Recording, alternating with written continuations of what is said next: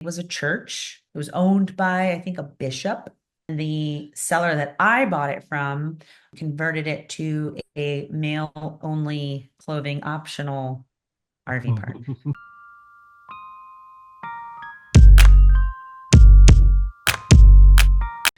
Hello and welcome to Dream Start Own podcast, the path to own your time. I'm your host, Edgar the Connector, and on this episode we have Ashley Perez and how she's using RV parks to own her time. Owners Club, that was amazing 4 days, huh? I was just telling somebody that I feel so blessed to be a part of that community. It's literally kind of almost indescribable. A couple months ago, I was like, oh, I'm not going to be able to go. It's another retreat, this and that. And then Pace was saying it's going to be more of a done for you and workshops for the actual business. And it's like, okay, I need to make the effort to make it in. So I didn't to work about it. I was going to work remotely and then flew out Thursday.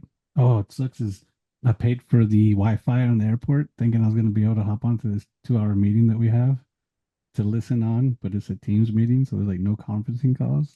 Oh no. So I was like, well, I guess that's not going to happen, but nobody said Oh, anything. Get my no. work done in a timely manner because I'm salary and all my work is basically consulting, but I'll do a lot of 3D modeling. Not modeling itself, but reviews. So I knocked that out pretty quick because I'm efficient with that. How's your RV park coming along? I know last time we spoke, it was still underwater after hurricane. Which hurricane was that?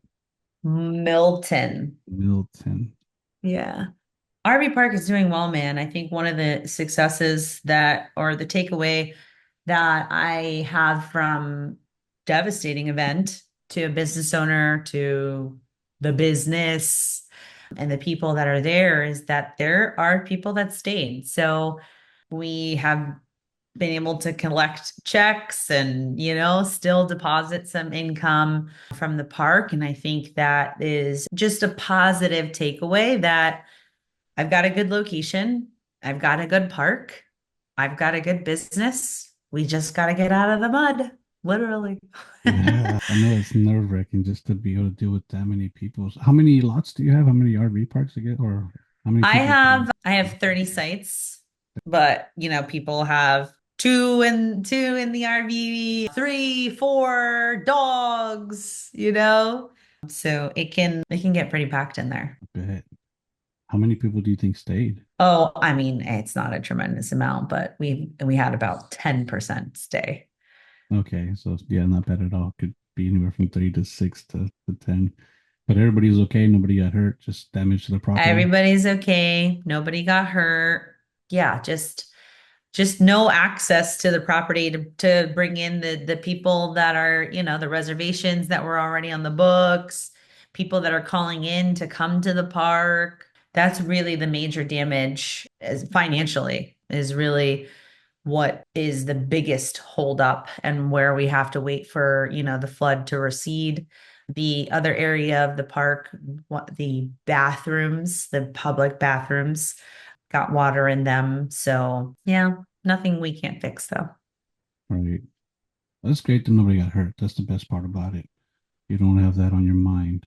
So, like, I don't know anything about RVs besides what you hear here and there from hearsay or, YouTube and Pace from the last retreat or community camp. We had one there. He was talking about it. So, like, my house, one that I have is sober living. We have business insurance on it. So, if something gets damaged, they'll compensate me like a long-term rental rates. Is there anything like that for RV parks and insurance? Yeah, there's RV parks are going to be, a special case because with your co-living, you have a fully functional building where people are coming into to stay in. So there isn't a lot to insure on a property at an RV park, especially if you are don't have one that's newly developed and it's got the fancy clubhouse and like most of the parks are going to be you're in the woods and like there is like a couple tiny structures. You might have an office, but even sometimes offices can be the RVs. Like you can have a mobile home that is outfitted to be an office. And for that, you're not going to get a lot of insurance for. It's just not something that insurance companies want to insure on. At least not a lot of them. You can certainly find them. And then another thing, in Florida in particular, we have a lot of areas that are in flood zones. My park is in a flood zone. And we've got a major issue, period, as a whole state where insurance companies are pulling out of.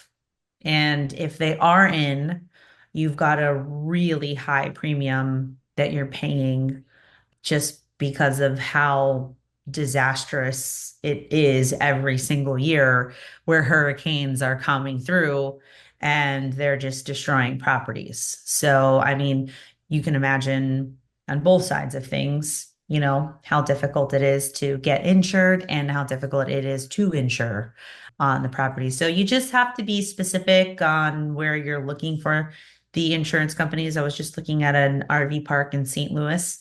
And when you have a park that is already insured, one of the best things you can do is to work with that existing insurance company. Most of the times, it's going to be a local insurance provider as opposed to some of the national brands.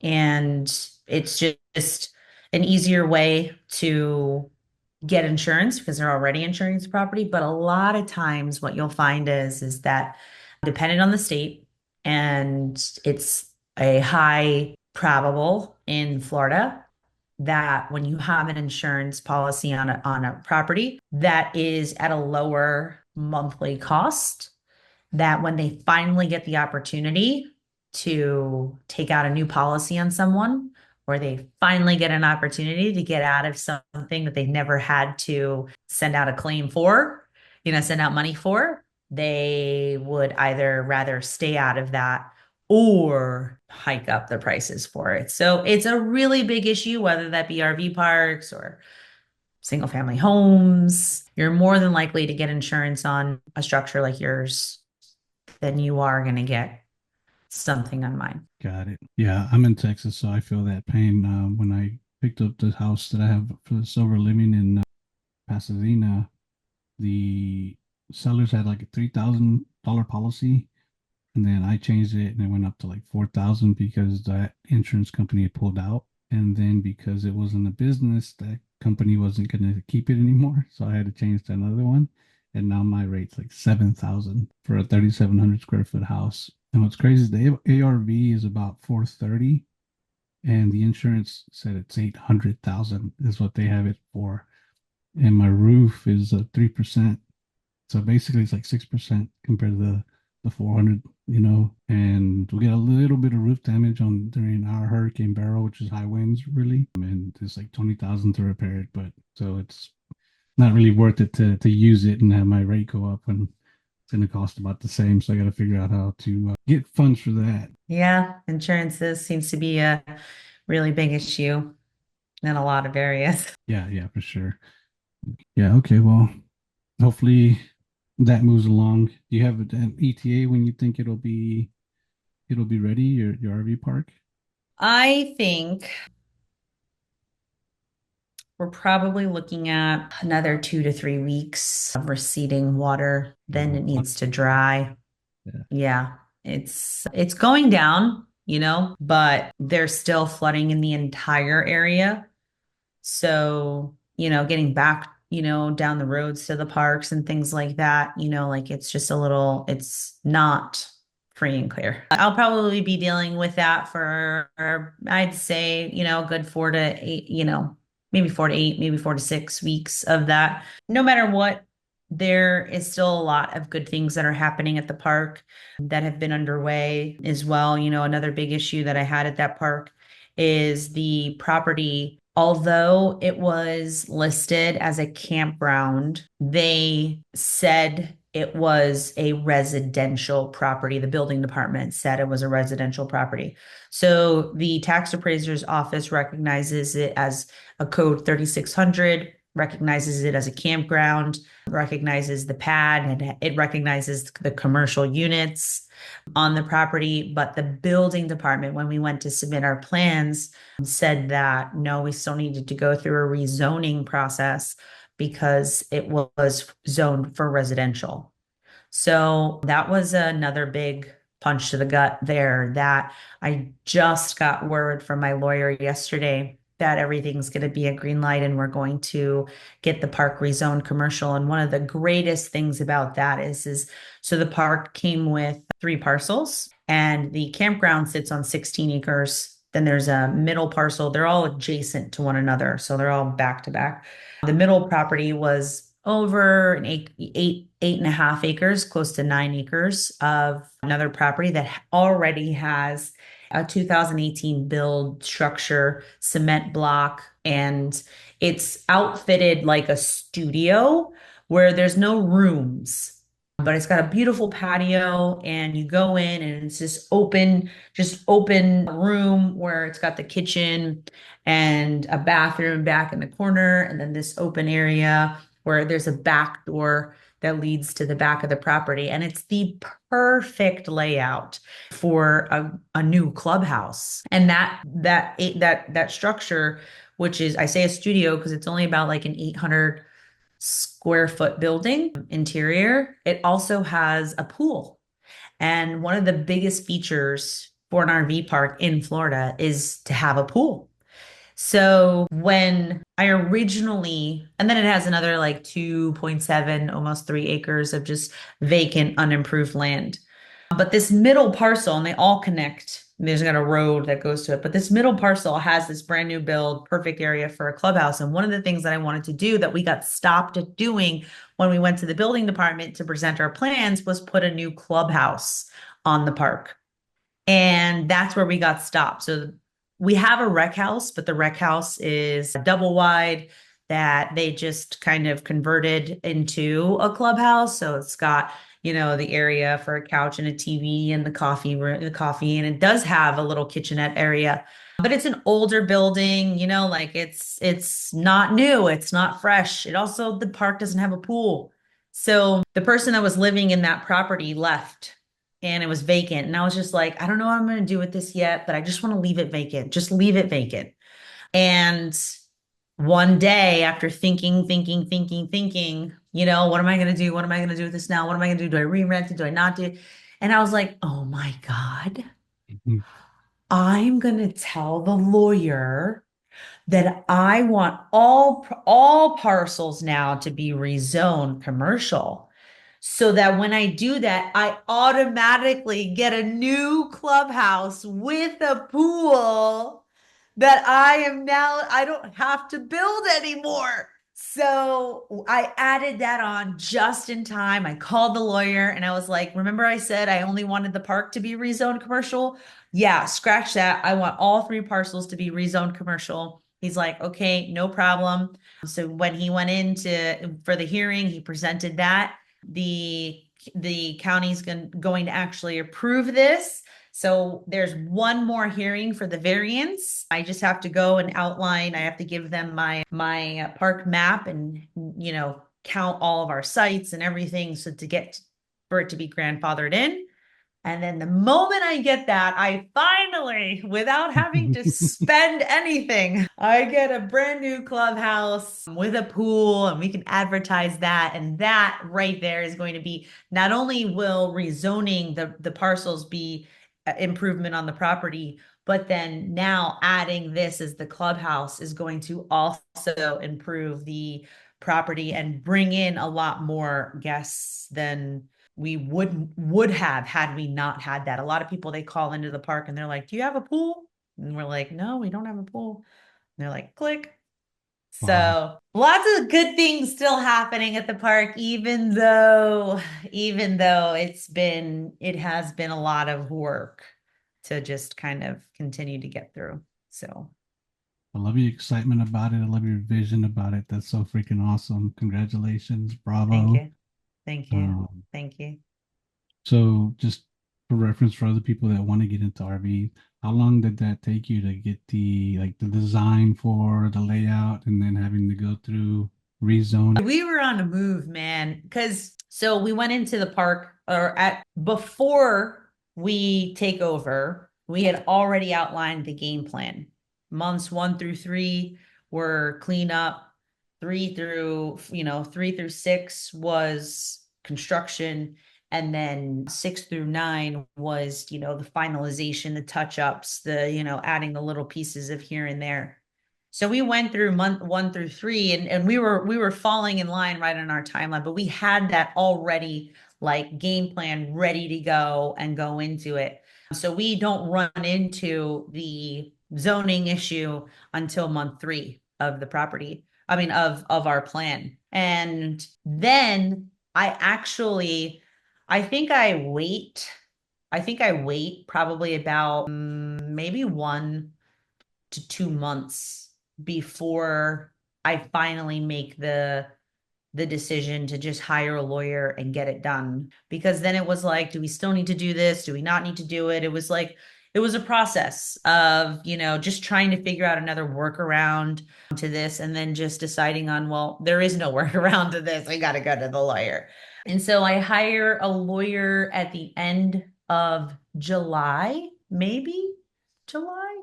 Yeah, the end of July. So he doesn't start working on it in August, September, October.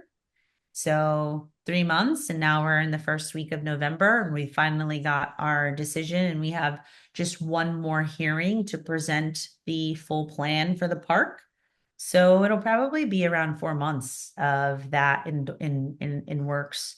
And then if I did not have that structure, then it would be another set of months to actually get the build done. So in that first 3 months, we already had the plan. We were already, cleaning up and prepping for construction so that when month 3 ended, we were already moving into that phase. And that just was, us being prepared to move in that timeline. But then, things came up, a lot of things got put on hold, and things do take its time. So it's been 1 year.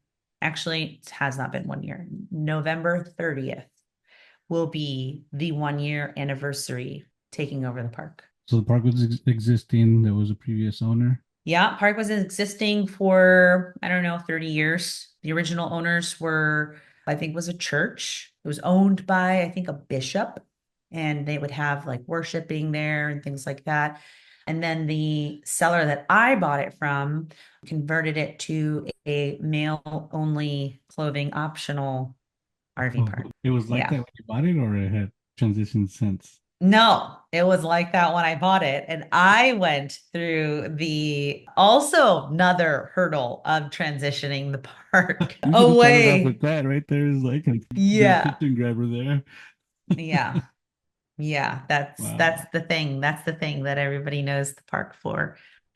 Yeah. So That no longer is an option, or are you leaving that little parcel no, for that? that's no longer an option. But I promise you, when I was going through all that headache, I'm like, why? I should have just left it. I should have just left it alone as a male-only clothing option. Or why did I go through all the hurdles and trying to change it? But I always remember why. I mean, it's not the business that I was trying to buy, and our vision for the park and what it is a really beautiful place, and I have children, and so, I wanted the kids to be able to have a place that they could go to and, play at and spend nights at. So I So does didn't I the didn't I didn't want it to clothing be naked optional people.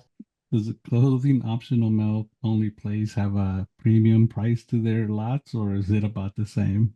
No, honestly, there's actually a tremendous discount. Believe it or not, they were, I think the most somebody paid was $550 for the month. I think like $20 a day, and maybe like $10 to tent.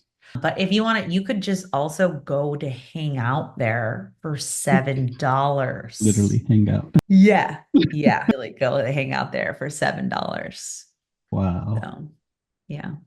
How did you find the deal? Biz by Sell, I found the deal, but it wasn't like it was advertised as a male only clothing optional.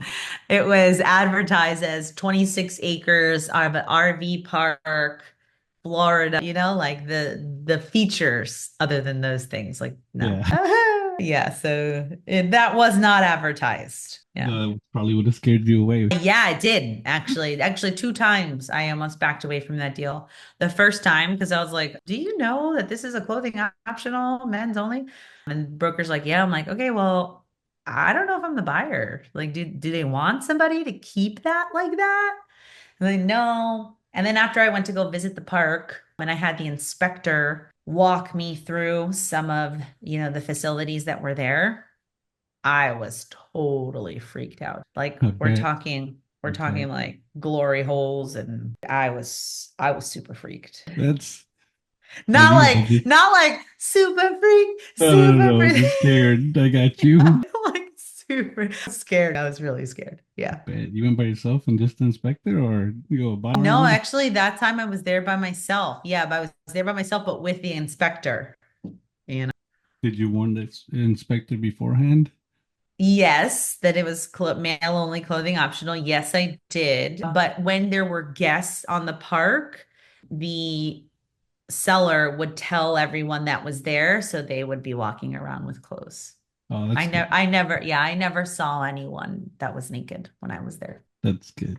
Yeah. So you went to the broker. Did you have a direct conversation with the seller or Yes.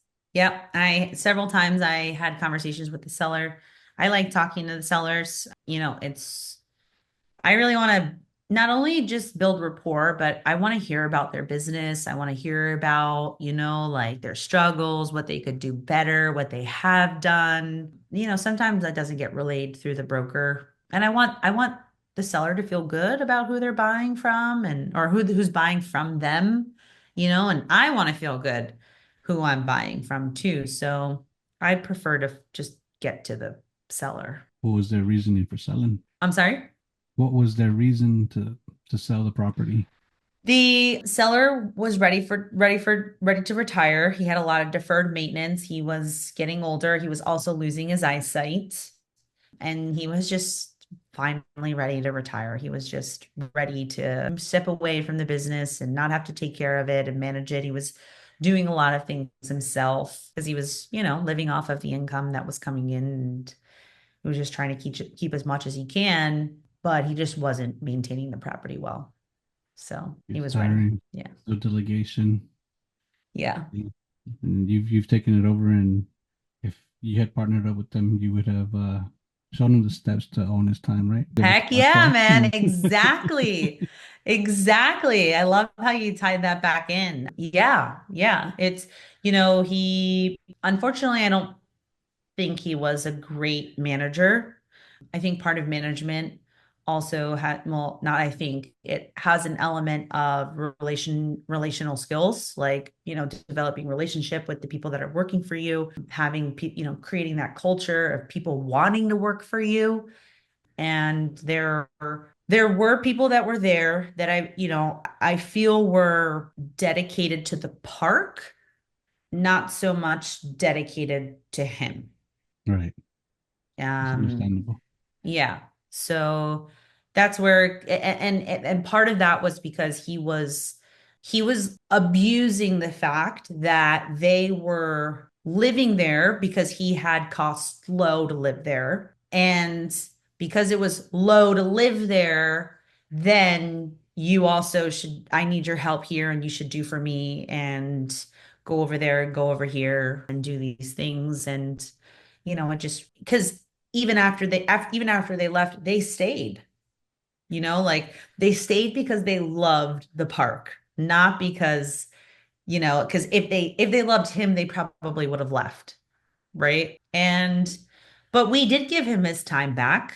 We worked out a fantastic seller financing deal for him where he gets to take home a wonderful check that he bought a beautiful home that he really wanted to move into on the water in town. And so, he gave us a great deal on the park through seller financing. We gave him his time back. And then I got the time that he was spending with the people that were there because, they now also saw the way that I operated. One of the major things that you can do that I let them know right out the gate that he was not doing was paying them a salary. Like it was just, you get to stay here for cheap and I'm going to give it to you for cheap, but then you also have to do for me. And then they weren't getting paid for their time. Oh And wow. so, yeah. So I also gave them their time back because I made sure that we had people on that there were shifts, like he only had one manager. And I hate this and I tell everybody this all the time.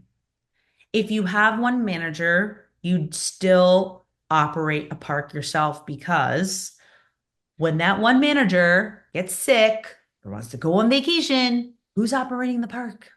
Right. It's going Right. to be you. So Yeah, for you sure. have to make sure that you have two people on salary, okay, split up their time, so that you're not the one freaking, showing up and spending weeks at the park. Right. So, Yeah, yeah, for sure. There's a lot of it just has to do with the mindset, right? That they don't feel that they can make that, or they still have the cheap mindset that they need to save that money and don't realize that their time is costing them more than paying an additional person for that. yeah, yeah, yeah. If you I'd if you would rather, yeah. if you would, if you don't mind, what was the how did they list it for, and then how did you end up structuring the deal? They listed it for 1.5. We got it for 1.1 on seller Wow. finance. We put down 30% and we got an escalator of interest. So first year was 5% interest, then it goes up to 7% interest. And then we have an option to extend because we put a 2-year balloon on it in hopes that we would finally be out of this situation. But here we are moving into year two and still haven't stabilized the business the way that we were planning to do so with the new structures and things like that and the hold up with construction. So, the low interest in the sense of it's not 12%, it's not 10%, like it was 5% for the first year. Now it'll go up to 7% for the second year. And then we have an option to extend is valuable. So it worked out, like I got a park, no credit, no tons of paperwork, no, like tons of money. Well, actually 30% is actually quite high, but And we saved 4.4 million yeah, upfront. So yeah, it's not, I mean, that's still, I think, an amazing deal. That's yeah, 7% right now. Some properties you can't buy it at that interest rate. I think a correct. DCR loan that we're trying to do, or DSCR loan that we're working on, is going to be like 7.5%. So you getting a business loan second year 7% is great. Yeah, yeah. Congratulations. And that's your Thank first, that was you. your first RV deal, huh? Yeah, yeah. Yeah, that was the Oh, first wow. one. I Yeah. think you did really well. I'm not an Thank expert, you. but it looks Thank like you you. did really well in that part. Awesome. Cool. Thank you. Yeah. So partner wise, what do you have with the RV park? Are you solo on it or?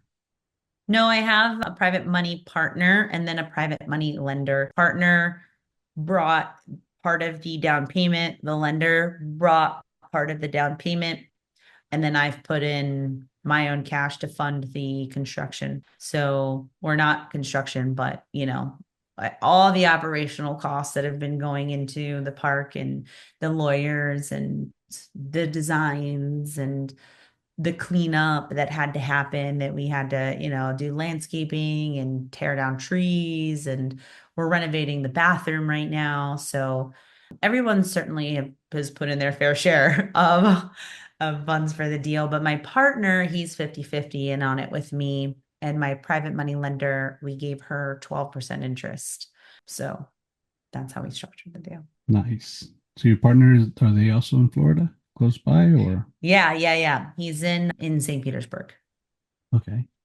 Sweet. Sweet. So you have, it looks like you have a lot of room to expand on there. If we get that commercial, we go from a 16 acre, not if, when it's done, because it's going to get done. It's It just will not get done. here. It's just Right. not here yet, like it's not, I still have to have one more hearing of Are this. we there yet? Are we there yet? But yeah, but we will go from a 16-acre park to a full 26-acre park. So we just in that transaction alone, added 10 acres to this property. And then we also now have the building, which we will now outfit for a rec house or clubhouse, because I'll put, in one of the little sections, computer, a desk, a computer. So there's like a little office center, put, a little corner with a TV and a nice couch to sit down, and they can rent out that space for, barbecues and things like that. We'll then also have a pool that, dude, the pool alone was going to cost us over $100,000. So to have that, just in that part alone, I will have saved $300,000 in new construction. Amazing. Yeah. Amazing. Yeah. So the clubhouse is going to be small, mainly for the RV tenants, or are you going to make it Yeah. where you can do like events? I will make it to do events if I will make it to do events if that it, I will certainly advertise that. And I do actually on our website. I do advertise that. I think I just need to figure out, permitting and how that would work for people coming in that are not staying at the park. I think just the biggest attraction alone to be at the park will be that thing. So I think we'll have enough business in itself, coming from the people that are coming and staying at the park. Use it like we'll have enough usage there than we probably will get from any outside guests or people in the area that want to use that space for anything. So right now, I think the best bet, like just a flip of the switch, is easy access for the guests to use. So, but I'm totally open to Heck yeah. advertise. Yeah. You can actually advertise your pool too. There's a app for that, like Airbnb. It's a Swimly, something like that. Oh yeah, yeah, you're right. You're Yeah. right. And you Yeah. can, Yeah. Yeah, dude. That's so right. Yeah. So we save time there, man. We save time. heck yeah, Freaking. construction already there. You just parking Yeah. probably gonna be a little bit of a challenge there, or you already have that planned out. Parking? Yeah, around the pool and the clubhouse. So we won't have any parking around the pool in the clubhouse. There's when you come into the park, there's a gate and the gate opens up, and then there to the right, there's parking on the park. So you will have to walk, or we'll offer a golf cart ride. But you'll have to walk to the clubhouse area to go use it. I don't want traffic driving back through the area. It's drivable, but I don't want the area just kind of filled up with a bunch of cars. I'd rather them park in the parking area and then walk to the clubhouse. Got it. So all the RVs there, do you own any of the RVs, or are they all personal? We did own, I think there was 5 or 6 of them, but I sold them for cash flow in the beginning. So when I took over the park and announced that I was making it a family friendly, clothing required campground, I lost 60% of the park. Oh wow. I anticipated that, but I still needed to, inject cash into the business. And believe it or not, RVs do not hold value. They're kind of like cars, but I think even worse. You would be so surprised how much someone can buy an RV for and like what it is worth. Like we sold, I think, all of them, what averaged out to probably $1,000 each. Wow. Yeah. That's trying to sell quick. That's, not like I see people all the time on Facebook Marketplace trying to sell their RVs for like 15,000. And I'm like, good luck. And they will sit for months and months and months. And I'm just like, it's just not worth what you think it's worth. It's just not, like the parts are very specific. You can't get them just anywhere. And 2 of them were just not in great conditions to like spend the money into them, you know? Yeah, Like it no, for sure. just wasn't really worth it, but it did come with it. So I just decided to sell them. Does that mean you won't buy any RVs later on in the future to fill up? No, I will. I will. I will. I've been, I've actually, that's why I was talking about Facebook Marketplace, is because for a bit there, I was trying to buy some on seller financing, and I got real close to probably like 2 or 3 of them. but some of them wanted too much money down. And I was just like, I don't know if it's worth it like that. I've tried this, I've tried working. I just don't have enough conversations to do it, but I would totally be open to like arbitraging, RVs, like come park your RV. It's yours. We'll rent it out for you. We'll care for it for you. I'm open Good to that idea. idea. Yeah, I'm open to that idea. I'm open to it. It just hasn't happened yet. Yeah, well, that's a good idea. 'Cause they're gonna pay for Yeah, storage somewhere, exactly. and just some people will be picky about having other people there, but you'll have people say, "Hey, what I can probably get my storage for free." They Yeah, probably won't even think about the income, just getting storage for free. yeah. There's also while you're developing your land, there's a site called Neighbor. I think it's Hmm. Neighbor, Neighborhood. I think it's Neighbor, but you can actually rent out like just space for people to store their trailers, boats. So I know you don't want to be I don't think you want to be a storage lot, but just in the meantime, do it temporarily to get some extra income while you're constructing and getting everything else stabilized. Yeah, definitely. Yeah. It's a great, I mean, it's a good income stream for sure. Awesome. I hope that goes great for you. Thank you. I saw a post you were looking for a closer. Heck yeah, man. Man, I'm running leads. I like ran leads on Monday. We generated, I think 7 leads came out of them. And I have not had any time to call on one single lead that has come from that. I mean, before we hopped on this, I had 1, 2, 3 meetings. I have 3 meetings. Actually, I had one in the morning but that was kind of like a personal meeting. I found a wonderful lead using Prop AI as a homestead for us. I actually just got a message as we were sitting here. It is a follow-up. I sent out an LOI, but I spent the morning talking to him, going through his terms, figuring out what our offer would be. And then I'm here with my children. I homeschool my children.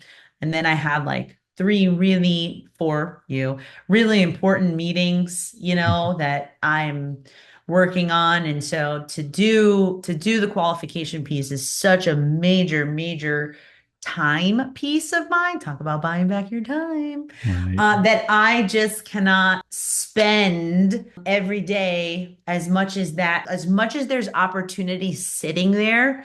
I have a lot of pieces that I'm also trying to spend my time as the visionary and the operator, putting it all together.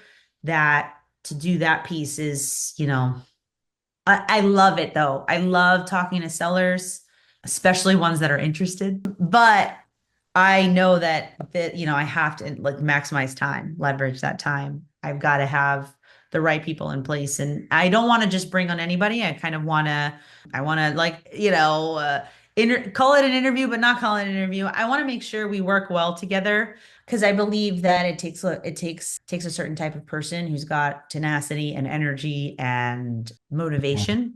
Yeah. Yeah. Yeah, for sure. To, want to do that. So I'm just looking for the right. There've been people that have been interested, and I haven't moved on any one of them because I'm just looking for specific people.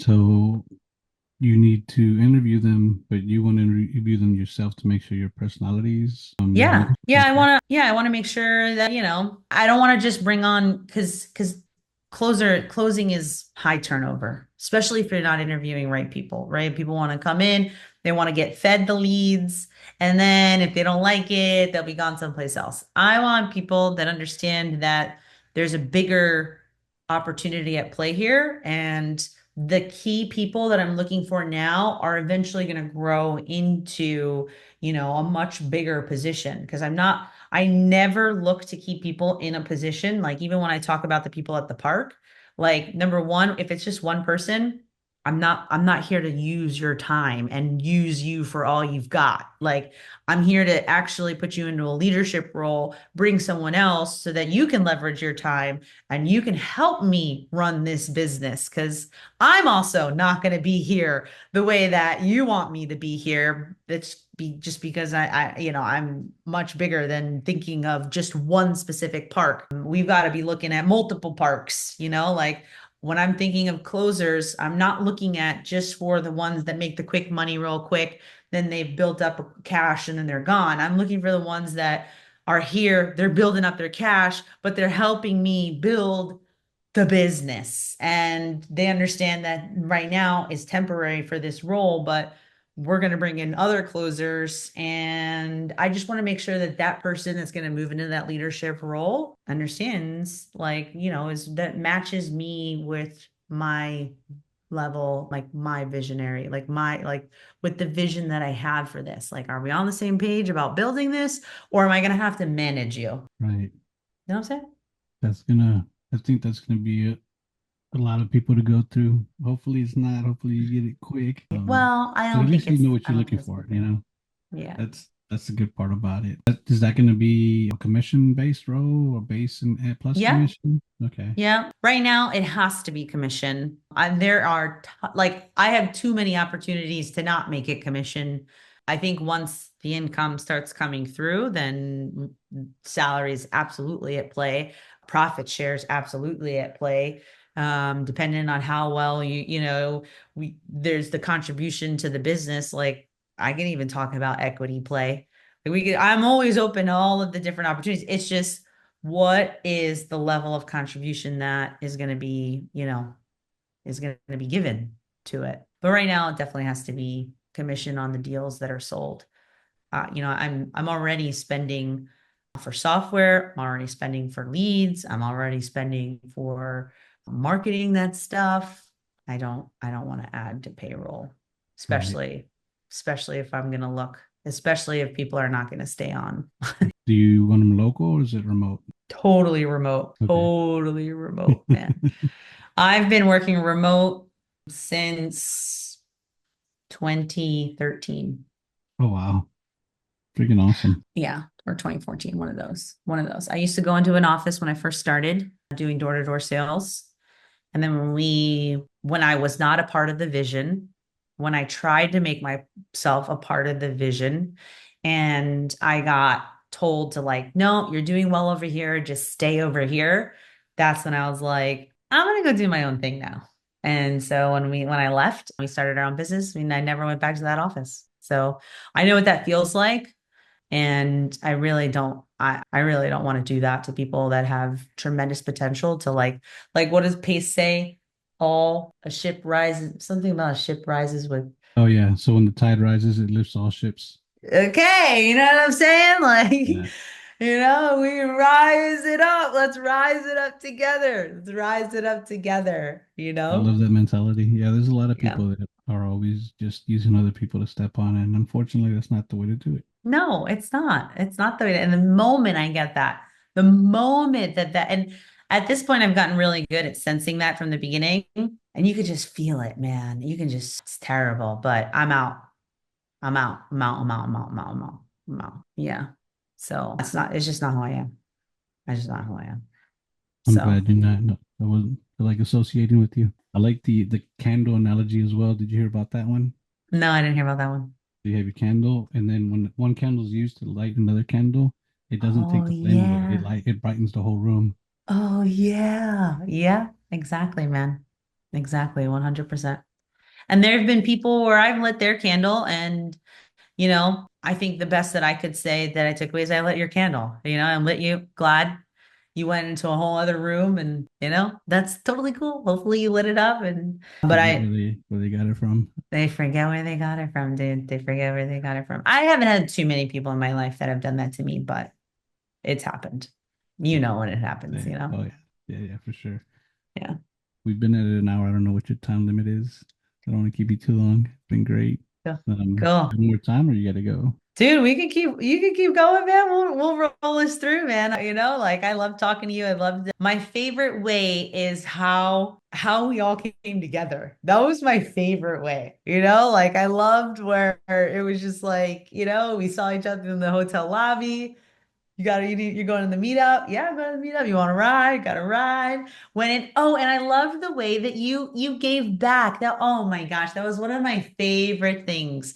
So I also have a hard time, like, I'm just such a giver in a way where I'm just like, dude, you give to people, don't expect anything in return.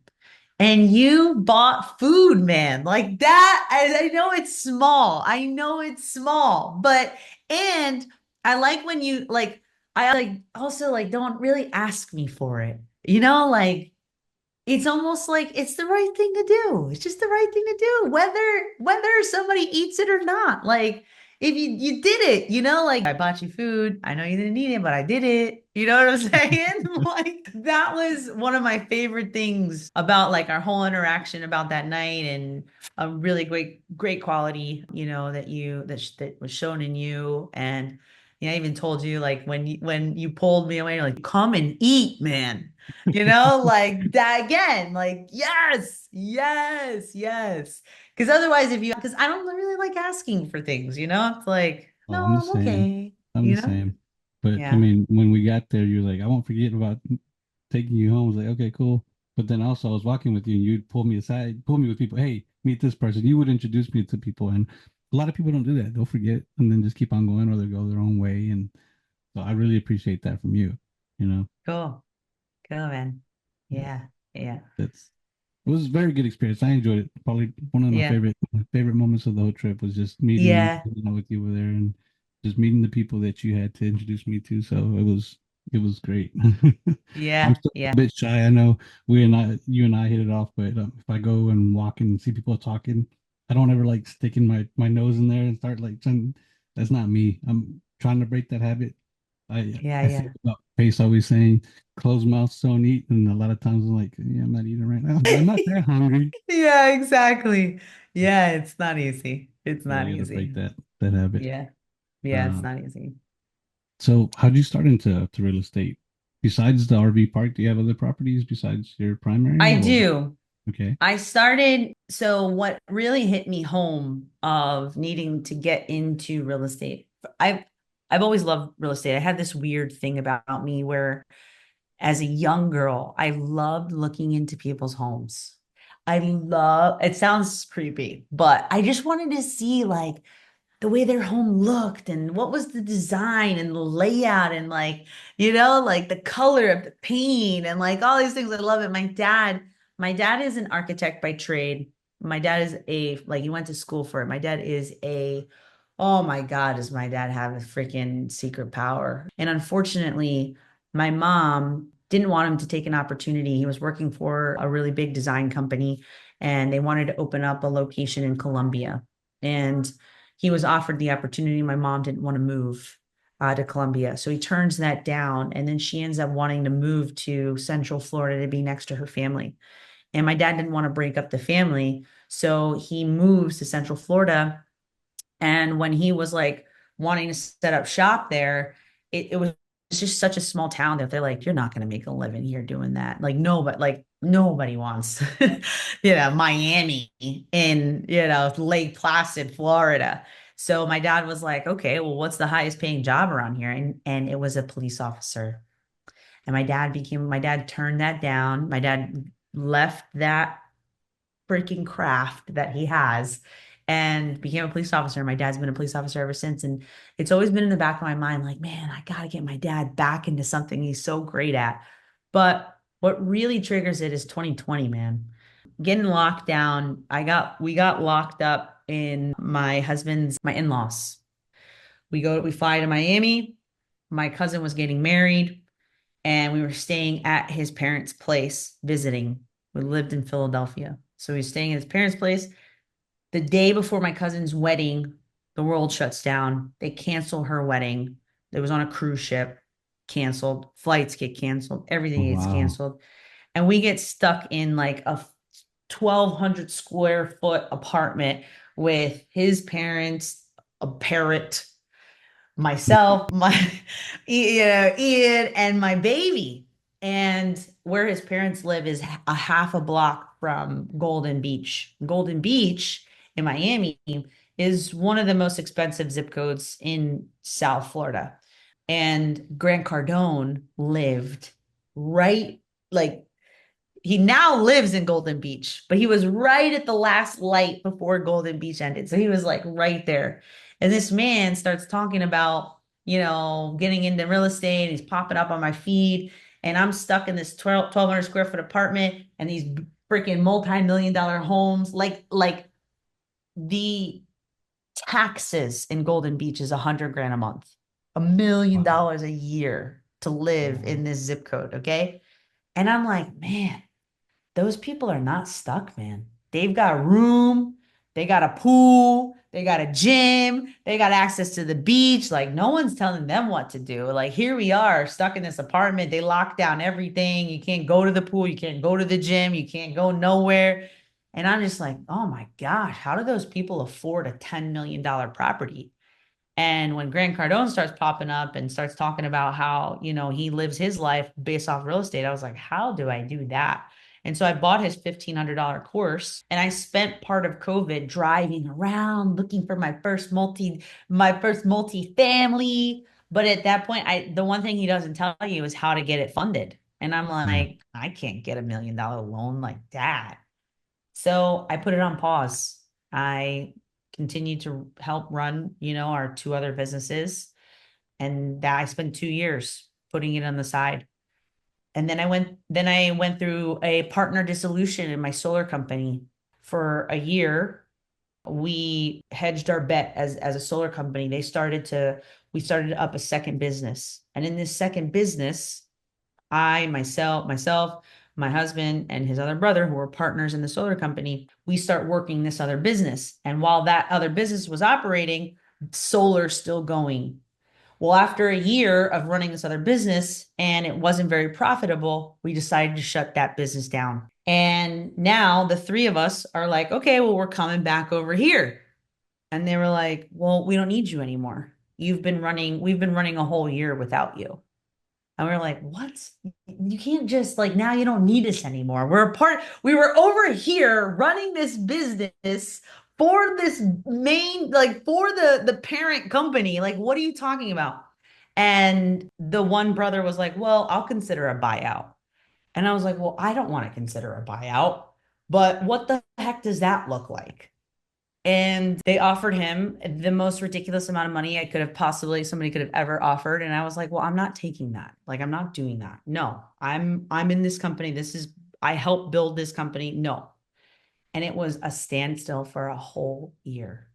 It was one of the most difficult times of my life because I'd never gone through a situation where partners didn't want to work with me anymore. And it's not that they didn't want to work with me anymore. They didn't want to share the company with as many people as were in the company. There were 6 people in this company. And so everything was split evenly. And so they were just trying to capture more of their equity shares back. Well, after a year, we ended up negotiating a buyout situation. The one brother took his buyout, Ian took his buyout, and then I stayed in the company.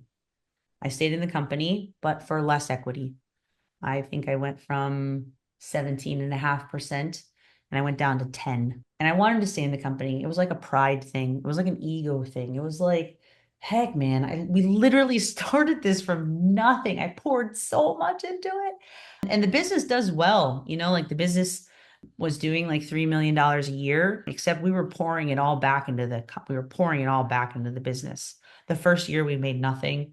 Second year we started paying our salary. That's when we hedged our bet into the other business because that's when 2020 hit.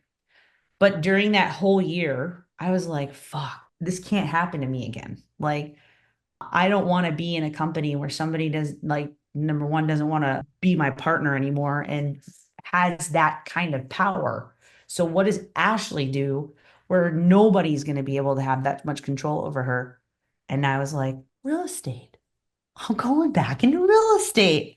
And so after that, I was just so dedicated to learning all that I could about it. Cause I was like, man, Grant Cardone was talking about it. Freak that. I'm going all in. And that's what I did. And now at this point, I'm actually getting out of that solar business. I actually sent my offer for the rest of my shares because it ended up not being the partnership anymore that I was hoping it was going to be. And as a 10% partner, you're also in that company. I was looked at as somebody that really wasn't that important. I was definitely a minority in the company. They're having meetings without me. They're making decisions without me because the majority of the people, they can just make decisions without you. They don't really have to tell you. And it wasn't a good, and it was just like, why is this taking up my brain and space for Yeah. this? And I've now created something so beautiful over here with people that like really value me and care for me and like show up even without having freaking things on paper. Like that's just incredible. Like this community over here is incredible. It's incredible. And so I feel more I just feel confident without them. And so I made the decision that I was going to leave the company and I offered up my shares and they sent me actually when I was in Owners Club when I at Boston, they replied back and they accepted my offer. There was one thing that they need to make sure is part of the obligation. So I made sure to reply back and I've now just been waiting on their reply. And after making that decision, man, I felt so much lighter. Relief. Yeah. Oh my gosh, I felt so much. I was having headaches. I was like waking up in the middle of the night just because like I like meetings were just like it was like oh my God, it was just taking up so much of my time and energy and space and I'm just glad to have that chapter to have ended. So I'm happy freeing for up you. my time. Yeah, yeah, yeah, for sure. So when did you join SubTo at this amazing community? Thank you, Pace, if you haven't been watching. Yeah, heck yeah. I joined it 2022. So when I come back, so 2 year at 2020, I buy Grant's course, pause it for 2 years. 2022, the beginning of that year is when the partnership dissolution happens. Now I'm scrambling, eating up all the education that I can. And I buy my first property without having joined the community, but Pace starts coming up and talking to me about buying real estate without having a license, without needing this, without needing credit, without, and I'm like, what? And I just bought this property with all of this stuff. So I joined it September 2022. September 2022. Yeah. And ever Awesome. since then, that's how I got the park. I got the park. Everything stems from Pace after this. Everything stems from Pace after this. It's incredible. Yeah, Yeah. Yeah. that's amazing. Yeah, this community's been great. I actually myself, I've actually been in the free group for the last 2 years. I just recently joined SubTo like 6 weeks ago. Wow. That's crazy. Yeah. Um, Wow. I was in another group or not community, but I guess mentorship. And I didn't want to be still learning that one and join another one and learn this. But I really wanted to learn sub too. So I had a townhouse that we moved out of in 2020 and I rented it out for 2 years, but we broke even during those 2 years, even though it was $600 a month cash flow. And then I found Pace from a different podcast and started learning and I said, okay, I don't want to buy this course because I'm in this other mentorship. So I was like, well, oh, the free group. I'm going to sell my townhouse to a sub-2 student so I can learn it that way, reverse engineer it. That's what I did. I sold it above market value, got a nice Wow. down to $300 a month check, 10-year balloon. So they got 9 years to mess up and I can do it again. So that's what Wow. happened. That's cool. That's very cool. Yeah. Very cool. And so it was a good experience for you. Oh, yeah. Yeah. Yeah. Yeah. Yeah. Yeah.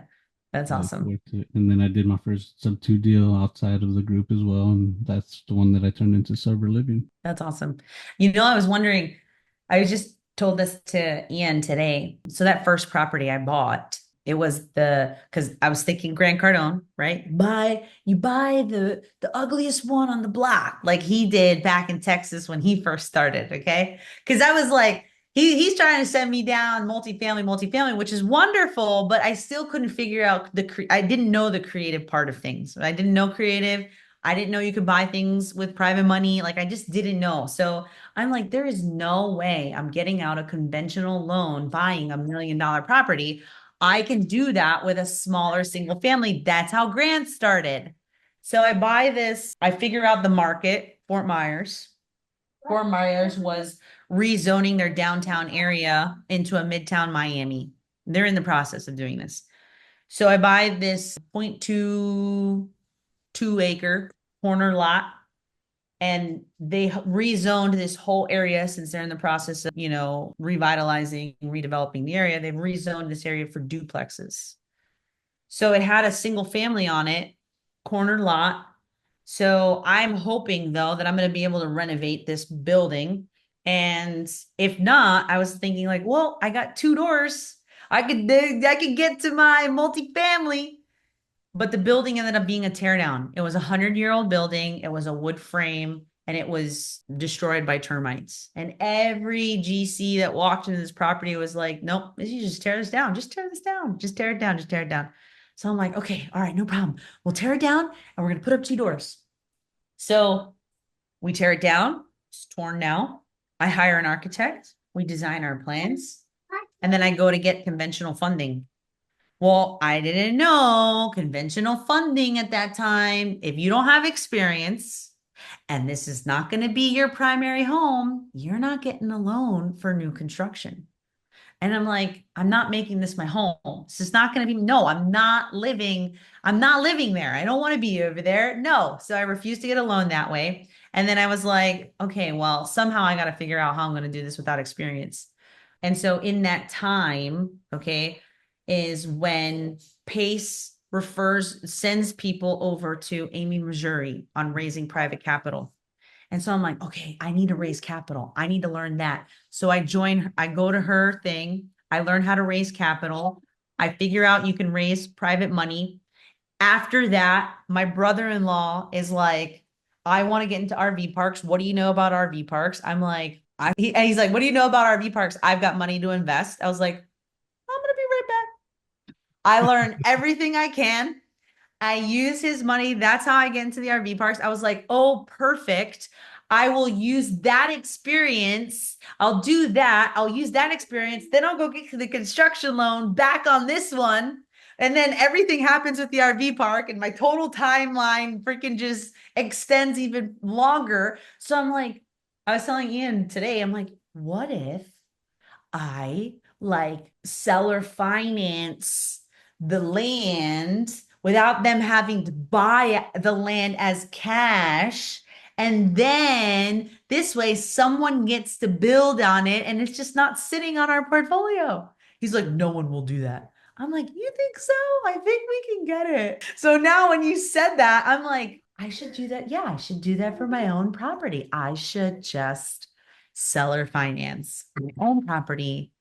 And then this way, it just gets off my books and someone can build a duplex without having to spend for the land. So you just reminded me of that. So recently when we were in Squad Up Summit, I was doing a lot of connecting, and I think that's what I'm kind of like my avatar is connector slash helper. So now I started naming myself Edgar the Connector. Oh, I like. So we need to find you. I mean, if you're just doing SubTo for your land, that's something easy to find. But if you could find a developer that will partner with you, you'd rather do that, or you'd rather just seller finance Well, and worry I've about it. I've been trying to find a developer that will help me. The problem is that the developer still wants me to take out the cash. And so I'm like, they're not gonna let me take out the cash. I don't have the experience. And so I'm like, you know what? I'm like, I don't think I don't think I'm gonna find a developer, at least in the Fort Myers area. You know what I'm saying? Yeah. But I could probably find somebody who is, if they don't have to be attached to me, because I feel like that's like an issue, when you just like meet somebody and they're like, yeah, maybe, I don't know. So I'm thinking I'm just gonna try the other way, Okay. you know? Does it have to be a duplex for the house, or can it be No, single it does family? not have to be a duplex. It could Okay. be single family. You like the area to where you would move there or no? I would like the area if they, and once they finish up, their redevelopment area. Revitalizing it? Yeah. Yeah, they've got a lot of brand new multifamily in the space. And it just needs, my property value has gone up. So I'm excited about that. And either I just hold on to it for as long as I possibly can until I finally finish what I need to do over there. Or like I said, it's just bothering me that I still have this. You know what I'm saying? How long ago was that? Did you get it? 2022. Okay. Okay. Yeah. I mean, you can always get the loan and you're going to live there. They plan to live there. And then when the house is built, and if the city's not where it's supposed to be, where you expected it to be, things change. Yeah. Yeah. I'm gonna try to see if there's someone who's willing to build and sell the property, sell the land on a seller finance. And then this way, you're welcome, my baby. It's kind of, in my opinion, it's a good deal because you're like not having to spend for, okay, baby. You're not having to spend for the land and then you can just start building, you know what I'm saying? Yeah. Here's my Elijah. Hi. How old is Elijah? Yeah, Elijah's 2. Two. When's his birthday? He's 2. His birthday Two. is July 10. So July. he, July 10. Good job, baby. He was just born when I was. It's your birthday. Good job. Mhm. When he was just born, when I was signing the docs to that land that we're just talking about. Oh, okay.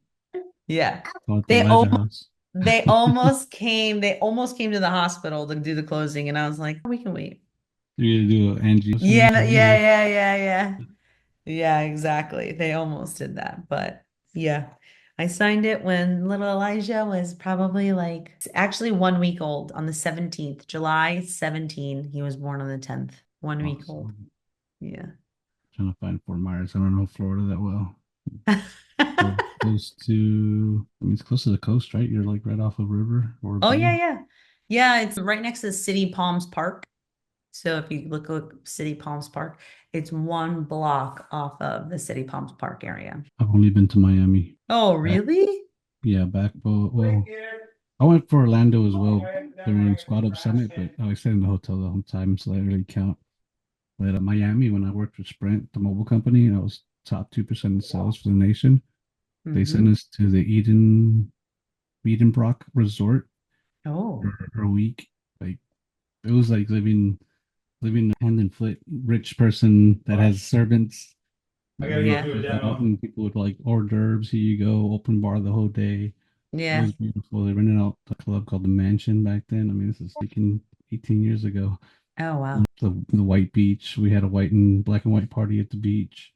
It Wow, was wow, it was wow. amazing. I was like, man, I've enjoyed the rich life, and now I gotta find my way to get back to it. Oh, that's funny. That's awesome. And That's awesome. the closure that you're looking for, what is it for? Single family, businesses?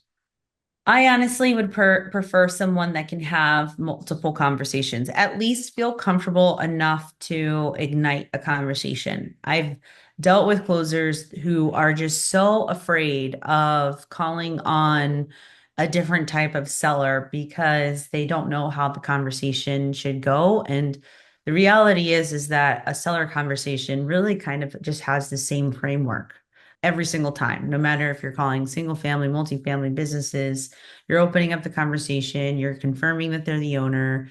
You are still needing to build rapport. So like, you want them to like you. So you've got to make, can handle a conversation and then ask some qualifying questions. Maybe you don't need to get all of the very specific questions that each asset type, handles, but my one of my biggest pet peeves for me right now is having leads and nobody calling them. It's like, and so like even when we have closers and then the leads come in and then nobody's calling, it's like, and then the reason why they're not calling is because, well, I don't know how to have that conversation, or it's Sunday, or it's Martin Luther King Day. It's like, we just need to call, man. Just call. Like the qualification I'm looking for is someone who is just confident in having seller conversations. We're dialing all different types. And there's going to be residential, it's going to be commercial. And that's the point of wanting to start with somebody who can handle that and then figuring out where their best conversations, like, okay, now we figured out that you're better at calling residential or you're better at calling commercial, but at least you're not afraid to have those conversations. Because when you get the people that are afraid, then you have the leads that just sit. And so I'm really looking forward to someone that's just confident in having conversations. It's really, really it. Okay. So you do have residential leads and business leads. That's what you're just one person that's going to do both. For right now, Yeah. I do both. You know what I'm saying? Yeah. I You do have the both. confidence. A lot of them don't yet. But yeah, your door to door confidence. I know how that is. I did a little Yeah. bit of door to door when I worked for Time Warner. Oh, That's cool. a different beast there. Yeah. Where'd you do door to door at? In New Jersey. New Jersey. Yeah, New Jersey, Pennsylvania, just, believe it or not, New Jersey's the most densely populated states for small businesses. So you can just go from town to town to town and just walk, walk, walk, walk, walk.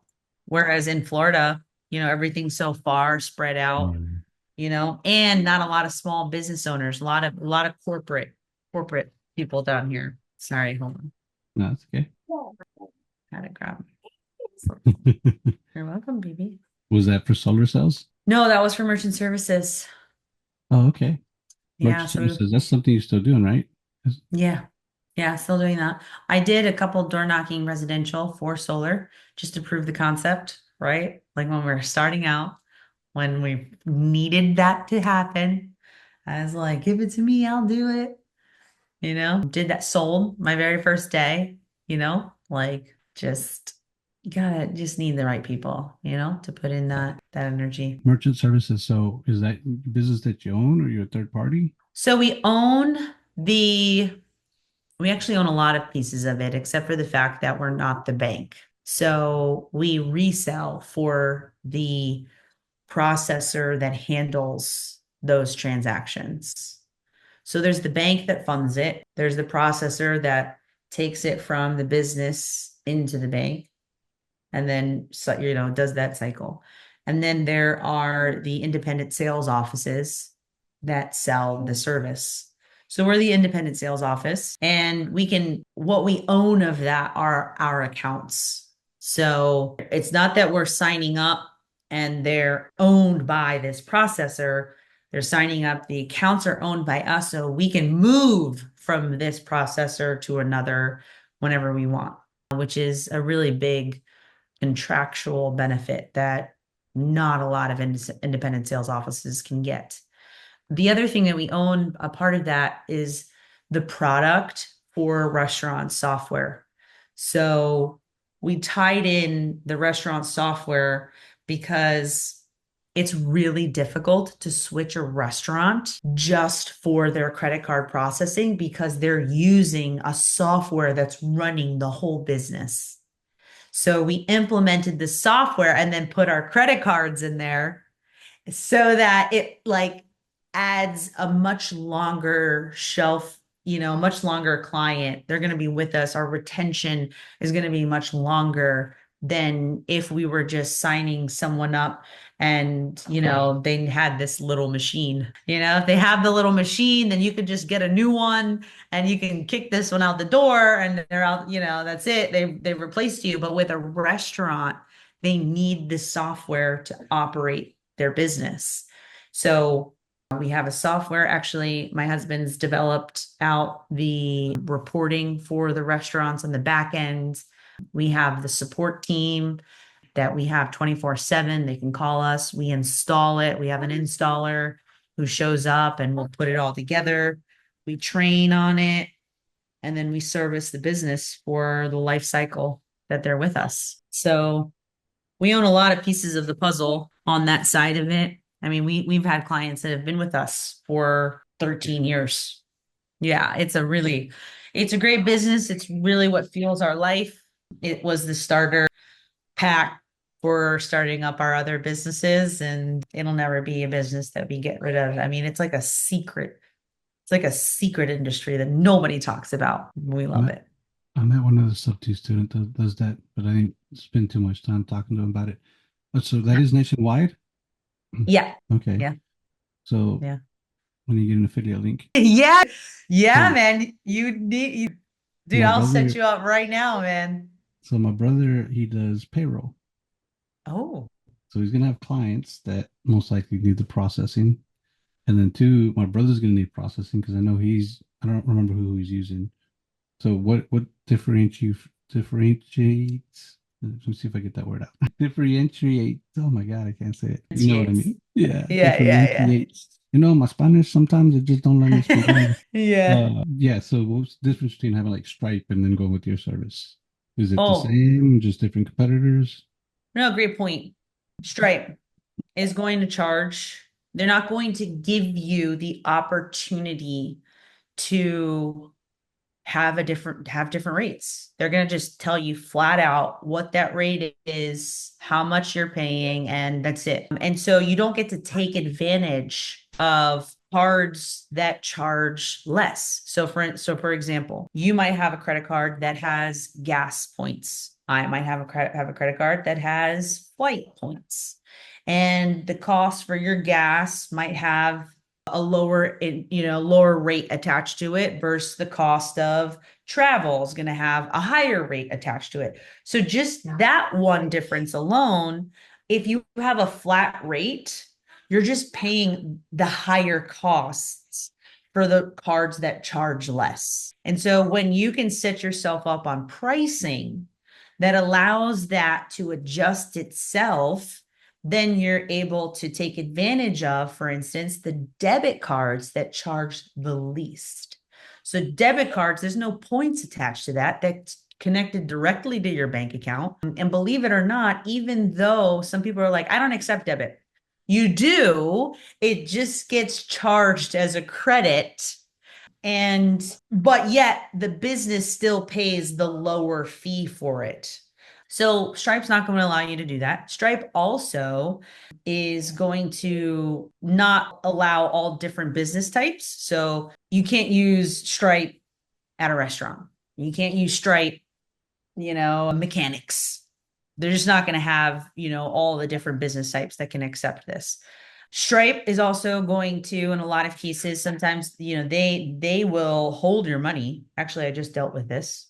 About that. I literally just dealt with this. They were holding quite a bit of money in the account. And so it took me, I had to like go through hoops to provide the documents that I needed to do for that. Also, Stripe's not going to allow you to be a rep. So you're not going to be able to take advantage of the back end of that and the opportunity of setting yourself up with residual income when you sell the service. And if so, Stripe's going to own the account, which means when Stripe owns the account, if they want to change your rate, they're going to change your rate. They're going to want to change your fee, they're going to change your fee. And you're going to have no say in that because you don't own it. They own it. So there's a lot of differences between using Stripe versus call it a private processor. And actually, I just set up Stripe on my account because my processing account wasn't set up on my back end. But now I've since changed it.